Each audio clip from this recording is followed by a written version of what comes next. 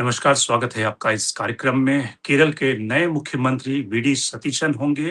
केसी वेणुगोपाल को पछाड़ते हुए सतीशन का चुनाव करना पड़ा और शायद इतिहास में काफ़ी सालों के बाद कांग्रेस ने वो गलतियाँ नहीं की, जो राजस्थान और मध्य प्रदेश में कांग्रेस ने की थी। यानी कि जनता का समर्थन जिसके पास है, उसके मुकाबले विधायक जिसके पास है, उस नेता का चुनाव। क्योंकि केरल में सतीशन के पास जनता का समर्थन था, जिस तरह से उन्होंने माइक्रो अलायंस करके पिछले 5 साल में जो लेफ्ट फ्रंट की सरकार के खिलाफ ज़मीन पे संघर्ष किया, उसकी वजह से जनता का समर्थन उनके पास था। लेकिन केसी वेणुगोपाल के पास में विधायकों का समर्थन था। लेकिन कांग्रेस ने इस बार चालाकी दिखाते हुए और एक तरह से सेंसिबल डिसीजन लेते हुए उन्होंने वो गलतियाँ नहीं की और सतीशन का चुनाव किया नए नेता के रूप में। लेकिन केरल की कहानी इतनी आसान नहीं है। इतिहास में केरल में कांग्रेस ने 10 बार सरकारें बनाई हैं, लेकिन वहाँ पर 2 ही मुख्यमंत्री अपने 5 साल का कार्यकाल पूरा कर पाए हैं, करुणाकरन और ओमेन-चांडी।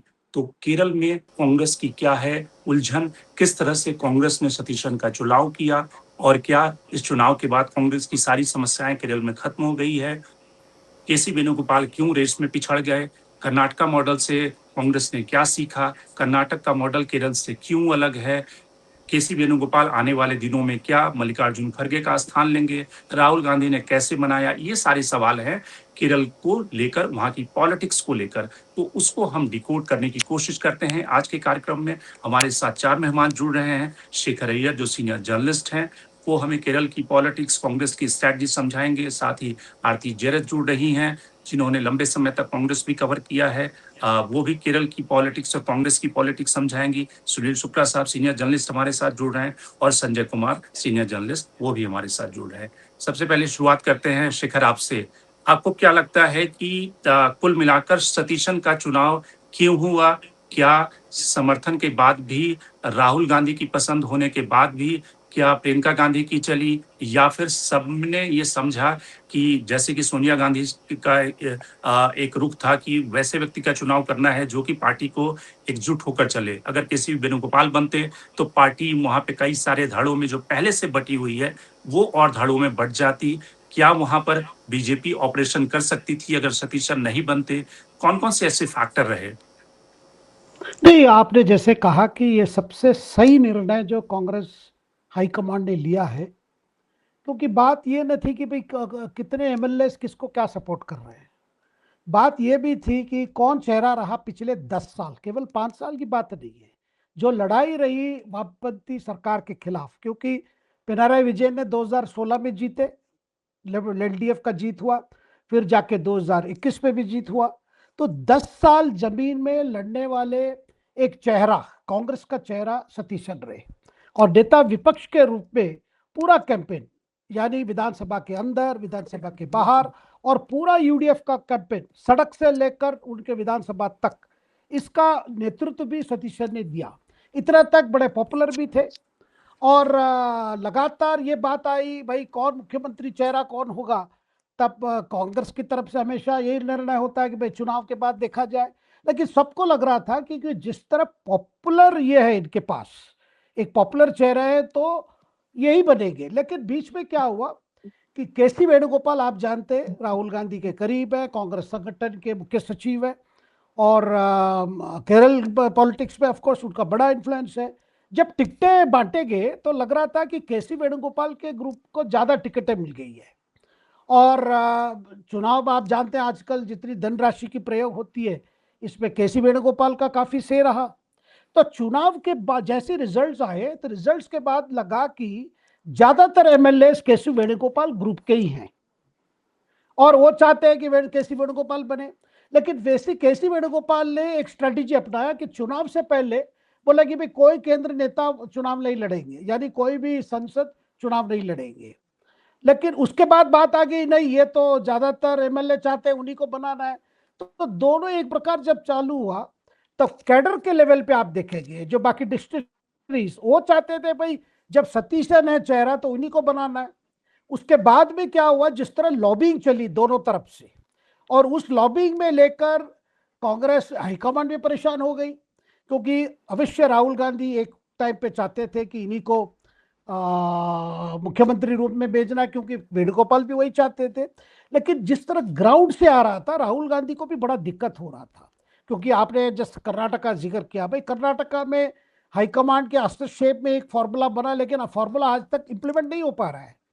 सिद्धरामैया का 3 साल और कंप्लीट हो चुका कर्नाटक है, में ये जो शेखर ढाई थोड़ा साल सा वर्कआउट नहीं किया है। कर्नाटक में शेखर और थोड़ा सा एक बात डिफरेंस ये भी बताना था कि चाहता हूं, देखिए सिद्धरमैया वहां बार पे बार ये एक बात पॉपुलर आती है, लीडर थे। अलाइस खास करके आईयूएमएल यानी मुस्लिम लीग का पूरा समर्थन इनके पास था। इस बार आईयूएमएल का जो कांग्रेस की जीत में बड़ी हाथ है, खास करके उत्तर केरल में, जहां पे जो माइनॉरिटी डोमिनेटेड एरियाज हैं, मलबार और ऊपर, तो वहां पे आईयूएमएल की वजह से जीत हुई है। इसके साथ साथ एक बड़ी बात थी, सतीश ने अपने आप को एक स्टैंड लिया। ये स्टैंड जहाँ एक सेकुलर स्टैंड, मतलब केरल के दृष्टि में जो सेकुलर स्टैंड मैं बता देता हूँ, तो वहां तो पॉलिटिक्स सभी सेकुलर है, ये लेफ्ट हो या राइट, मतलब वामपंथी हो कांग्रेस, उन्होंने जमात इस्लामी को विरोध किया, क्योंकि उनकी एक पार्टी भी थी, उसका नाम है वेलफेयर पार्टी।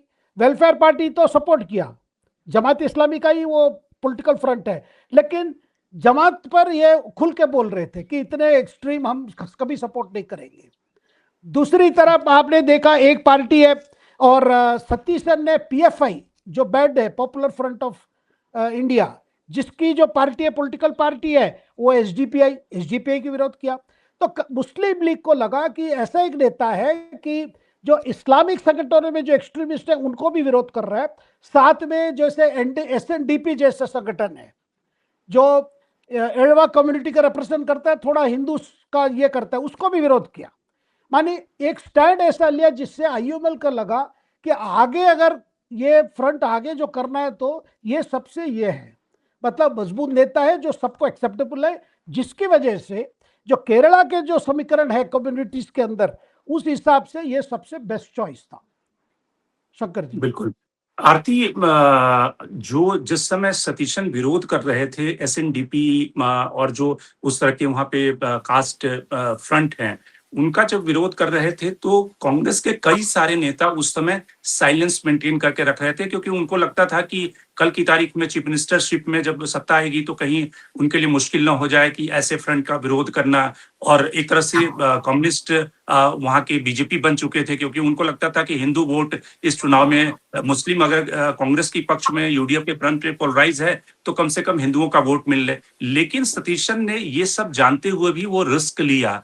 आपको लगता है कि उनकी जो रिस्क लेने की जो एपेटाइट थी, जिस तरह से उन्होंने विजन के खिलाफ लगातार 5 साल तक संघर्ष किया, और आपको क्या लगता है कि कांग्रेस हाईकमान में आखिर वो जो विजडम आया, जो पुरानी गलतियां उन्होंने नहीं की, उसकी वजह क्या आपको दिखती है? देखिए, एक तो ये सिर्फ कांग्रेस की सरकार नहीं है, ये यूडीएफ की सरकार है। ठीक है, कांग्रेस की मेजॉरिटी तो है, पर बेयर मेजॉरिटी है।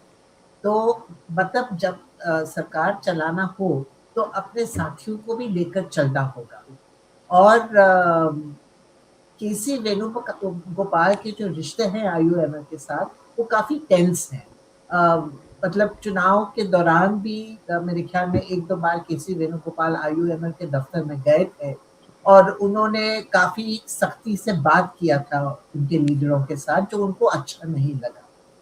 तो आई थिंक इसको ध्यान में रखते हुए जब ये पोस्टर्स आने लगे कि खास करके वायनाड में कि ये वायनाड भी अमेठी बन सकता है, अमेठी बन जाएगा, और हाँ प्रियंका गांधी और हाँ राहुल हाँ गांधी को हाँ, मुस्लिम ये लीग ने जिताया है। प्रियंका वाड, और ये भी कहा गया था, ये भी पोस्टर्स निकले थे कि ना बेटी जीतेगी ना बेटा।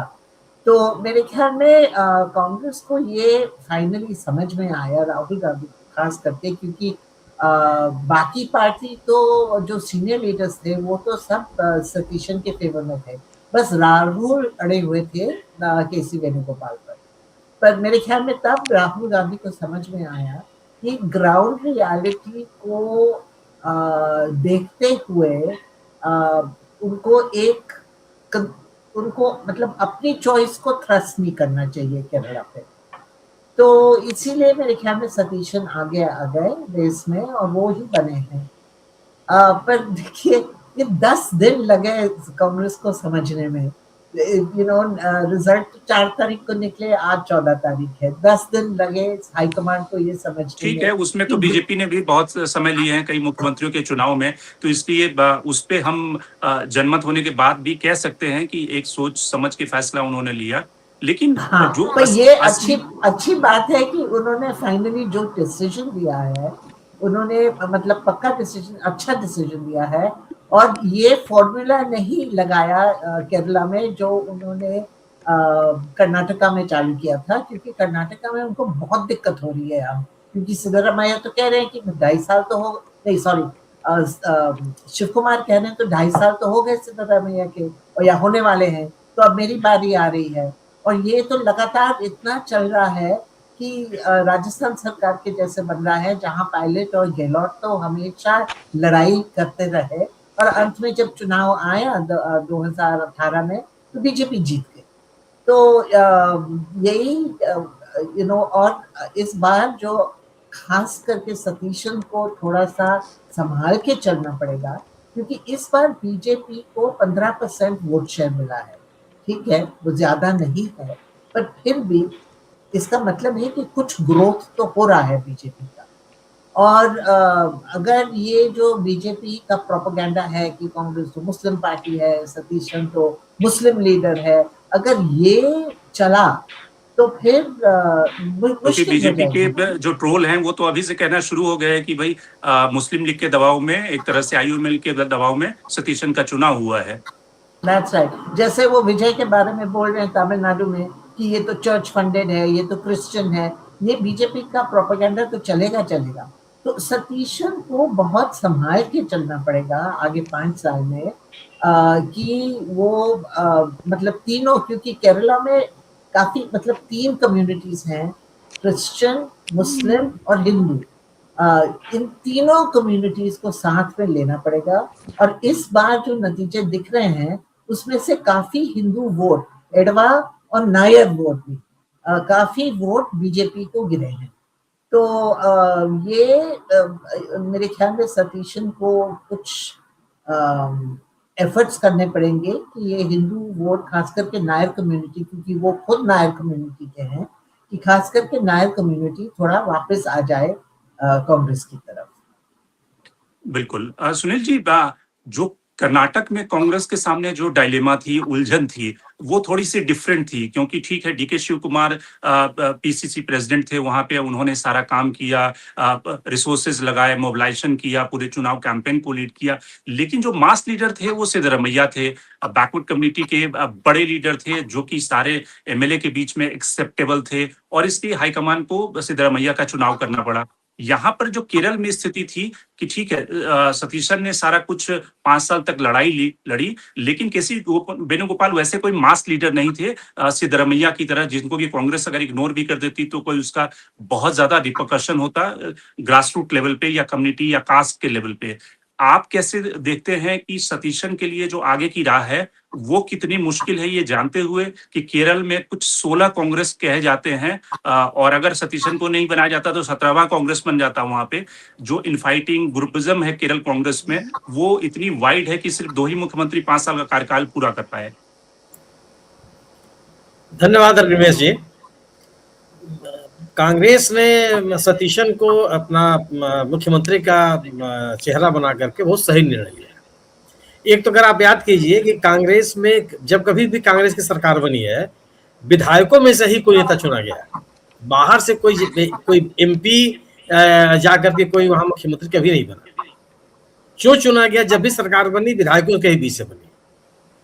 और सतीशन, आप सोचिए कि रमेश चेन्निथला की अगर आप बात कीजिए, अगर आप एक दावेदार मानिए, रमेश चेन्निथला विपक्ष के नेता थे विजयन पेन्नियार के पहले चरण में, पहला जो कार्यकाल था, और एक चेहरा थे कांग्रेस के, लेकिन दूसरे कार्यकाल में वो नहीं बन पाए, फिर सतीशन ने एलओपी हो गए। और तो जब इसी तरह से थे कि जैसे उनके बारे में कहा जाता है कि आडवाणी जी अपने पीक पे थे, लेकिन पार्टी को लीड नहीं दिला सके, जीत नहीं दिला सके, तो एक प्राइम मिनिस्टर जो बनते बनते रह गया, वैसे ही चेन्निथला मुख्यमंत्री बनते बनते रह गए। बात यही हुई ना, वहां तो अब ये हमेशा से भी रहा भी है। केरल की राजनीति को अगर आप देखिए कि जो लीडर ऑफ द अपोजिशन रहा जिस किसी भी दौर में, वह अगले चुनाव में उस पार्टी का मुख्यमंत्री का चेहरा रहा, चाहे वामपंथियों को देख लीजिए, चाहे आप कांग्रेस को देख लीजिए। और यह परंपरा कांग्रेस निभाती चली आ रही है। जब विवाद हुआ ये, तो उसका नुकसान भी कांग्रेस पार्टी को उठाने पड़ा। सतीशन को यह श्रेय दिया जाना चाहिए कि जब पिछली बार कांग्रेस 5 साल के बाद सत्ता में नहीं आ पाई, तो केरल के बीच में, लोगों के बीच में उन्होंने कांग्रेस को और कांग्रेस के संघर्षों को जिंदा रखा।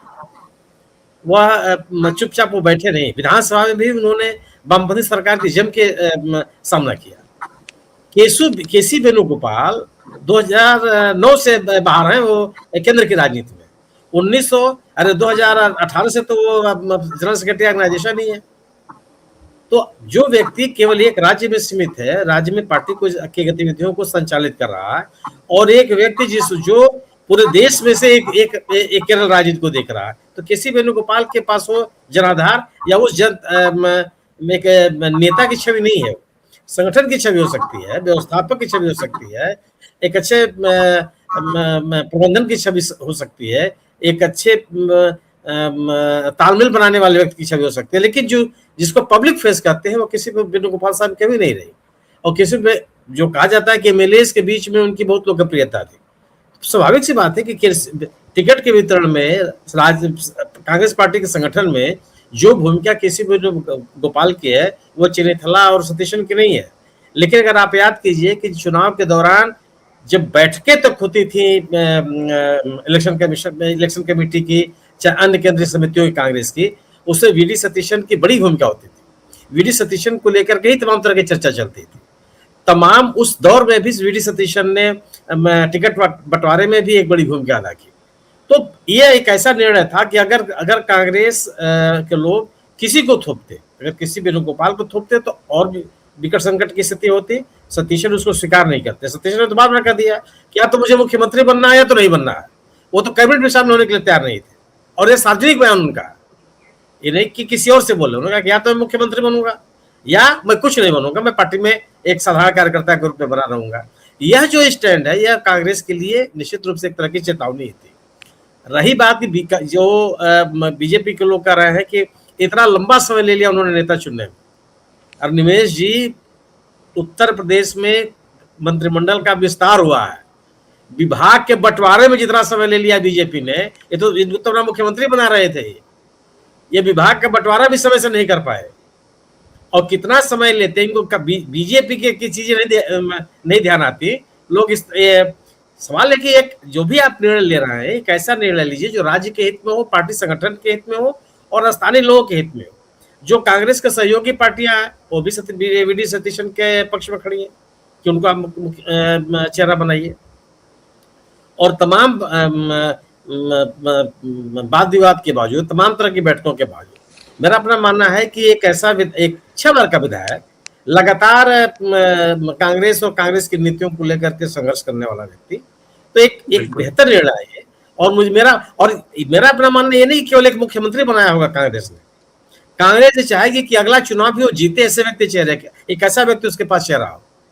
वो केवल 5 साल कार्यकाल पूरा हो जाए, ये सवाल मेरे लिए, मुझे लगता है कि जो पिछली बार वामपंथियों ने विजयन साहब ने एक इतिहास दोहराया, वो कांग्रेस चाहेगी कि कम से कम उसके संगठन में दरार न हो, एक ऐसा चेहरा भी हो जिसकी अपील बनी रहे और कांग्रेस कार्यकर्ताओं को भी व्यक्ति जोड़े रखे।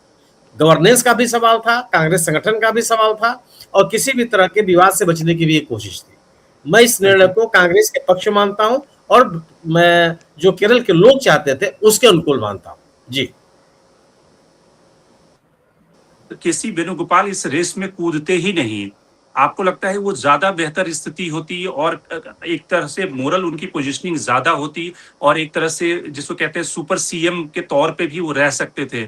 उन्होंने कूद कर इस रेस में अपने को एक्सपोज किया, अपनी क्या पोजीशन डाइल्यूट की। आपको लगता है केसी वेणुगोपाल, ठीक है ये अलग बात है कि राहुल गांधी के वो प्रिय हैं, और मल्लिकार्जुन खड़गे जब रिटायर होंगे तो कई सारे लोग कह रहे हैं कि वो अध्यक्ष भी बन सकते हैं, वो सब अलग पॉसिबिलिटी है। लेकिन अगर वो इस रेस में कूदते नहीं, जब आपने पोजीशन ले लिया कि कोई भी सांसद चुनाव नहीं लड़ेगा, उसके बाद आप तो देखते हैं कि अच्छा जी मेहनत कोई और करे, लड्डू कोई और खाए, आप रेस में कूद गए और उसके बाद फिर आप सीएम भी नहीं बने। कि बाकी से किसी वेणुगोपाल को नहीं इसमें उतरना चाहिए था। उनके नाम की जब चर्चा है तो उनको अपने आप को विड्रॉ कर लेना चाहिए था, लेकिन इतना त्याग कहाँ हो पाता। एक मौका मिला राजनीति में उसके त्याग बाद करने के लिए लोग थोड़े आते हैं, वहां तो सत्ता में भागीदारी के लिए। सत्ता में भागीदारी चाहिए। लेकिन ये जरूर था कि अगर वो कहते कि नहीं नहीं मैं मुख्यमंत्री नहीं बनूंगा तो शायद उनका कद बड़ा हो जाता। और अभी ऐसा भी कोई जल्दी नहीं है कि राजनीति से बहुत जल्दी उनका कार्यकाल या उनका समय खत्म होने जा रहा है, अभी उनके पास पर्याप्त समय है। तो एक अच्छा उदाहरण प्रस्तुत करते, इसमें इससे कोई दो राय नहीं है। कांग्रेस को सोचना पड़ेगा कि आप ऐसे लोगों को याद करें जिनके पास एक जन समर्थन का आधार है, जो लोगों के बीच में लोकप्रिय है, राजनीतिक रूप से सक्रिय है। अगर आज कांग्रेस के पास ये स्थिति नहीं है कि एक हाईकमान के बदौलत विभिन्न राज्यों में राजनीति कर ले, उसको क्षेत्रीय छत्रपों की आवश्यकता है। वह आज के दौर में बीजेपी नहीं है। अगर आप क्षेत्र राज्यों के नेताओं को प्रोत्साहित नहीं करेंगे तो आपकी दशा वही होगी। और आपको चुनना ही उस समय जब आप क्षेत्रीय लोगों को चुने तो ऐसा नहीं आपको कमलनाथ और माधवराज सिंधिया में फर्क करने पड़ेंगे कि कौन सा व्यक्ति नेता है, कौन सा व्यक्ति प्रबंधक है, कौन सा व्यक्ति ड्राइंग रूम पॉलिटिक्स में सक्रिय है। जब लोगों के बीच में सक्रिय जो लोग हैं उनकी तो पहचान करनी पड़ेगी आपको। अगर आप नहीं करेंगे तो आप चूकेंगे। तो केसी वेणुगोपाल साहब की उपयोगिता से मैं इनकार नहीं करता, लेकिन मैं जरूर मानता हूं कि मास पॉलिटिक्स के लिए बहुत उचित व्यक्ति नहीं है वो। और संजय आपसे, ठीक है सुनील जी आपके पास आएंगे। संजय, आपको लगता है कि कांग्रेस की कर्नाटक में यही उलझन है कि एक तरफ तो मास लीडर है सिद्धरामैया, दूसरी तरफ एक ऑर्गेनाइजर, एक प्रबंधक और जिसके पास रिसोर्स है, जो बीजेपी से उसी की शैली में लड़ना जानता है, डीके शिव कुमार है। तो कांग्रेस के सामने प्रॉब्लम है कि अब करे तो क्या करे।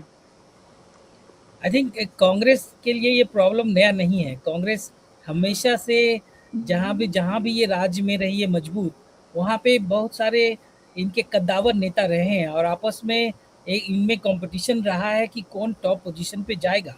केरल और जो दक्षिण के दूसरे राज्य हैं वहाँ भी कांग्रेस अभी मजबूत स्थिति में है और वहाँ अपने अपने जो दावा करने वाले कद्दावर नेता हैं। अगर सीतारमैया एक मास लीडर हैं तो डीके शिव कुमार भी एक मास लीडर हैं। उनकी छवि अलग है, उनका एक जो करिश्मा अलग है, अपने वो एक ऑर्गेनाइजर हैं। तो और भी उसके अलावा भी कांग्रेस के और भी लीडर हैं कर्नाटक में। तो कहने का मतलब ये नहीं है कि जो एक कोई अगर राजनीति में है तो किसी के प्रति अपना दावेदारी सैक्रिफाइस कर देगा। लोग ट्राई करते हैं, जैसे केसी वेणुगोपाल ने ट्राई किया, उनको लगा कि उनका चांस है, वो उनके ज्यादा एमएलए जो है इलेक्टेड। चांस पे डांस थोड़े मारोगे, आपके समर्थन जिसने स्ट्रीट फाइट किया राजनीति में संत बनने तो आए। देखिए राजनीति में कोई संत बनने आया नहीं है। आप ये है हाईकमान का डिसीजन था फाइनली कि जो लार्जर इंटरेस्ट में, स्टेट पार्टी के लार्जर इंटरेस्ट में और नेशनल इंटरेस्ट में कौन सुटेबल होगा। क्योंकि आफ्टर ऑल ये एक वन टर्म इलेक्शन और वन टर्म चीफ मिनिस्टर तो है नहीं, लंबी राजनीति खेलनी है। तो पार्टी के इंटरेस्ट में देखते हुए सतीशन एक पॉपुलर लीडर थे। आप किसी भी केरला, जैसे मैं भी इतने 10-11 दिनों में करीब एवरी डे 2-3 फ़ोन केरला घुमाता था और लोगों से बातचीत करने की कोशिश करता था। सबका एक क्रॉस द बोर्ड ओपिनियन यही रहता था कि सतीशन एक पॉपुलर लीडर है, उनको अपॉर्चुनिटी मिलना चाहिए। तो हमें भी यहाँ दिल्ली में बैठे हुए लगने लगा था कि अगर कांग्रेस लीडरशिप सतीशन के अलावा किसी दूसरे को देती है लीड करने का चांस, तो वो गलत होगा।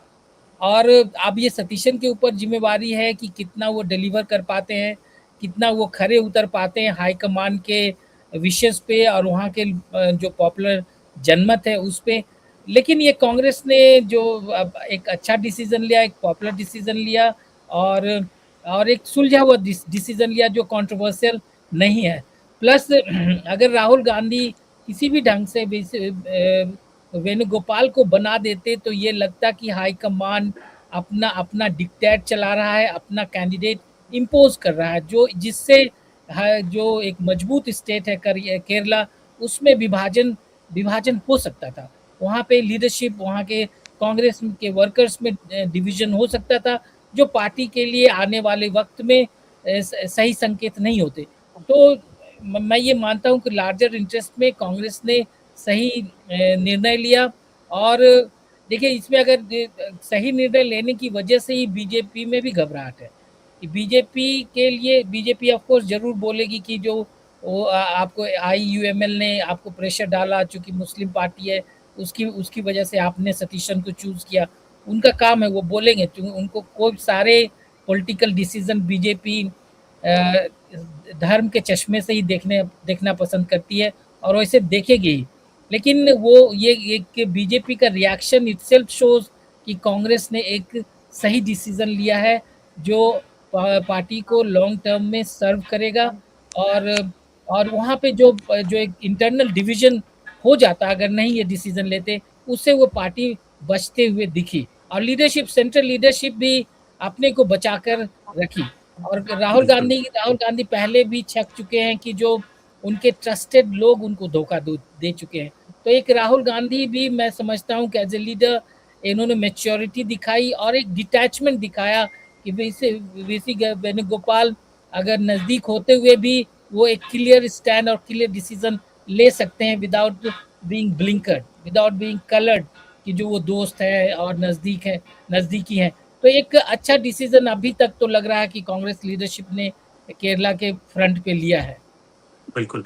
शेखर, आपको लगता है कि जो पहले कांग्रेस के केरल में मुख्यमंत्री थे आर शंकर, वो पूरा कार्यकाल इसलिए नहीं कर पाए कि पीटी चाकोने का जो फैक्शन था वो रिवोल्ट कर दिया। करुणाकरन अपना कार्यकाल पूरा नहीं कर पाए 77 के ज़माने में, क्योंकि उनके ऊपर एक एलिगेशन लग गया, उनको रिज़ाइन करना पड़ा। बाद में करुणाकरन फिर बने तो केरल कांग्रेस में विद्रोह हो गया, फिर करुणाकरन को इस रोक कांड में। तो यानी कि पूरी केरल कांग्रेस में एक श्रृंखला है कि मुख्यमंत्री अपना कार्यकाल पूरा नहीं कर पाते, क्योंकि जो फैक्शनलिज्म है वो कोई ना कोई इशू निकाल के, कोई एलिगेशन निकल जाता है दूसरे फैक्शन, और वो इतना बवाल हो जाता है कि उसकी वजह से रिजाइन करना पड़ता है। एक एंटनी भी अपना कार्यकाल नहीं पूरा कर पाते। ये अलग बात है कि 2004 में लोकसभा की में सफलता नहीं मिली थी, जिसकी वजह से वो रिजाइन किए। आपको लगता है कि सतीशन के सामने ये सब चैलेंज होगा? और दूसरा सवाल कि राहुल गांधी का जो डिटैचमेंट जिसका जिक्र संजय कर रहे थे, कि राहुल गांधी के बारे में ये भी कहा जाता है कि अब थोड़ा सा वो अपने जो करीबी लोग हैं उनके साथ वो उतना जिसको दखल नहीं देते। आप देखें कि पुराने सचिन पायलट उनके दोस्त थे, उनका उन्होंने साथ नहीं दिया मुख्यमंत्री बनाने में। सिंधिया उनके दोस्त थे, उनका साथ नहीं दिया, कमलनाथ वहां पे मुख्यमंत्री बन गए। केसी वेणुगोपाल, वो एक सीमा से जाकर उन्होंने वो मदद नहीं की जिसकी वजह से पार्टी में टूट ना हो जाए या फिर बीजेपी उसका फायदा उठा ले। आपको लगता है कि राहुल गांधी परिपक्व हो रहे हैं या थोड़ा पॉलिटिक्स को वो एक दूसरे पर्सपेक्टिव से देख रहे हैं? शंकर जी, अगर मैं सच कहूं, आज सुबह तक केसी वेणुगोपाल बहुत कोशिश किए। आज भी एक मीटिंग हुआ, इसीलिए जो टीम जाना था चार्टर्ड फ्लाइट में, जो दीपा दास मुंशी है एआईसीसी इंचार्ज, उनका विजिट बहुत पोस्टपोन हुआ। मतलब आज सुबह तक ये चलता रहा। लेकिन जो फीडबैक आया, और इसमें सोनिया जी का भी भूमिका है, सोनिया जी ने भी कई पीसीसी लीडर से बात की, भूतपूर्व पीसीसी लीडर से बात की। जो फीडबैक उनको मिला कि देखिए ये गलती मत कीजिए, क्योंकि जो फीडबैक आ रहा, ठीक है एमएलएस का ज़्यादा है संख्या, लेकिन ग्राउंड पे जो जिस तरह चुनाव की कैंपेन रही है इस बार ये गलती नहीं करना है। और ये सारे फैक्टर्स जब सोनिया जी और प्रियंका जी का भी इस पर काफ़ी रोल है। प्रियंका जी का भी फीडबैक यही था, तो ग्राउंड में यही आ रहा है हम इस बार, क्योंकि देखिए केसी वेणुगोपाल, राहुल जी के पूरे ट्रस्ट कॉन्फिडेंस उन पर है। और केरला में देखिए जिस तरह संचालन करना आगे जाके, ये नहीं कह रहा हूं कि सतीशन नहीं कर पाएंगे, क्योंकि सतीशन का जो शुरुआत है, देखिए जैसे ही प्रेस कॉन्फ्रेंस हुआ उनके नाम घोषणा पर उन्होंने पहले केसी वेणुगोपाल को धन्यवाद दिया, उसके बाद चन्नीतला को भी दिया। क्योंकि आज से क्या है कि जिस तरह अभी जो लड़ाई होगी अभी कंपोजिशन ऑफ कैबिनेट को लेकर, किस ग्रुप को कितना मिलेगा, वैसे देखा जाए इनके पास तो ज्यादा एमएलए नहीं है, और इनका सबसे ज्यादा जो स्ट्रेंथ आया वो बाहर से आया। अलाइस आईयूएमएल और बाकी जो केरल कांग्रेस है, ये सब मिला के जो 22 और कम से कम 32 एमएलए बाहर से इनकी सपोर्ट है कि यही सही है, इनके नेतृत्व में भी हम काम करना पसंद करेंगे। तो वो एक बड़ा फैक्टर है। लेकिन सतीशन क्या है, अपने आप सोच में भी यंग है, एक फ्रेशनेस लाते हैं।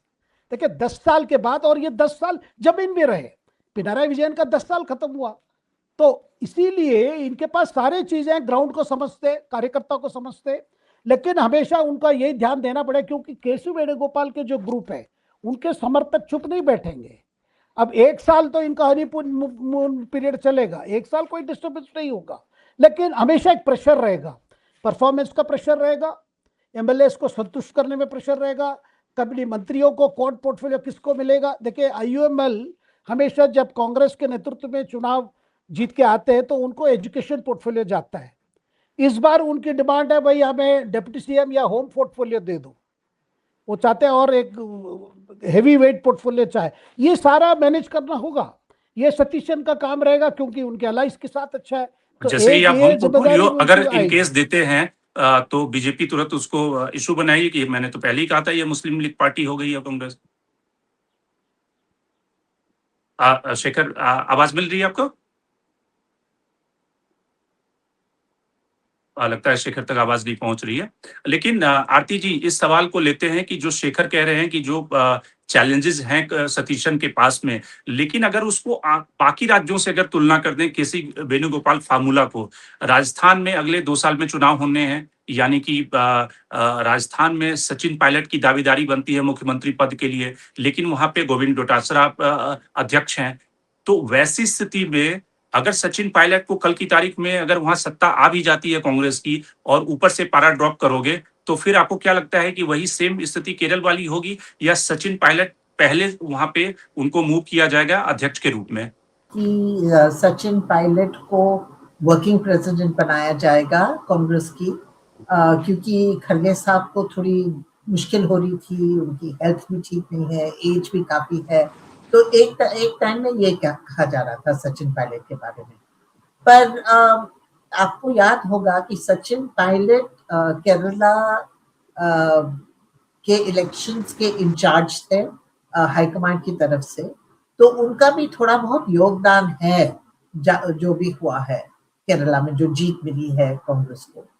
तो मेरे ख्याल में उसको जरूर, वो तो मतलब शुरू से कह रहे हैं कि राजस्थान में लड़ाई हमको आज से शुरू करनी चाहिए, ये चुनाव के 2 महीने पहले से नहीं।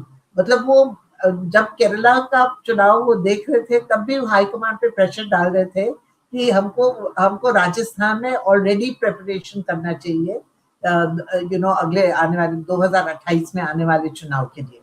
तो हो सकता है कि कांग्रेस उसको शिफ्ट करे, क्योंकि देखिए एक जो बात जाती है सतीशन के फेवर में, वो यंग लीडर है, वो वेणुगोपाल से भी यंग है, मतलब मेरे ख्याल में 61 है वो।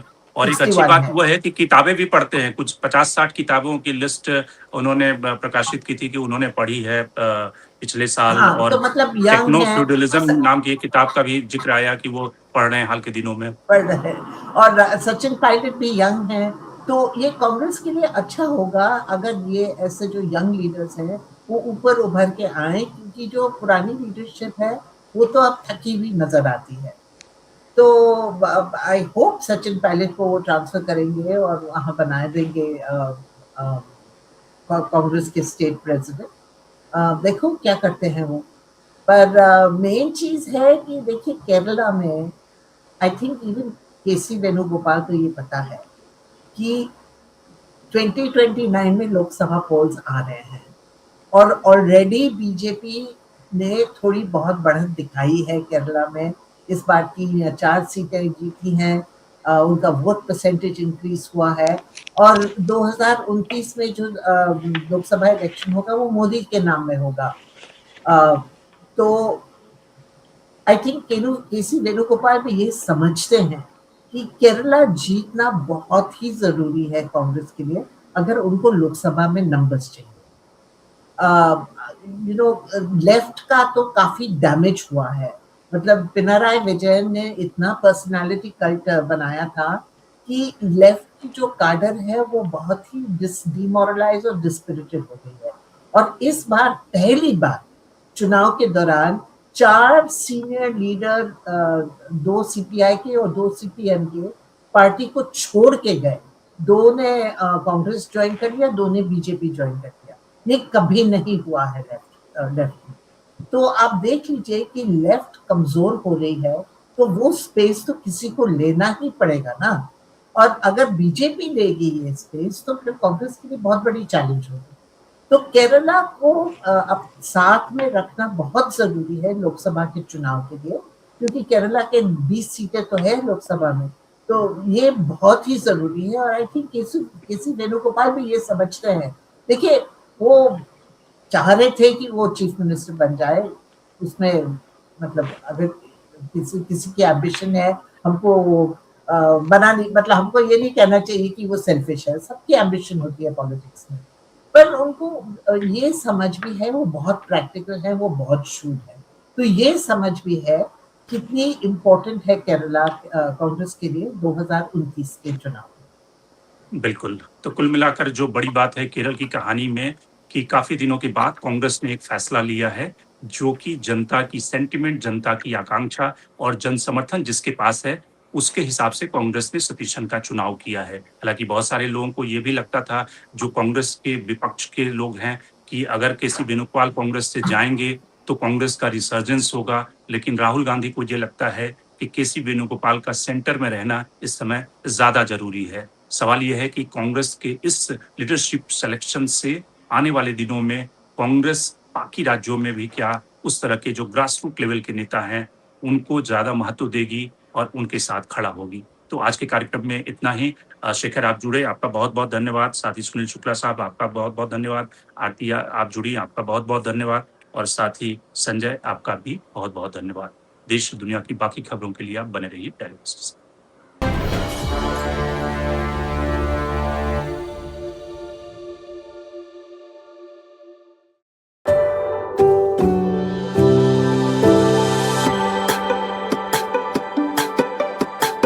Every book has a journey, and every author has an untold story. Behind every powerful book lies curiosity, courage, and countless conversations. Discover them all on Books and Banter, a Dialogus Digital original series.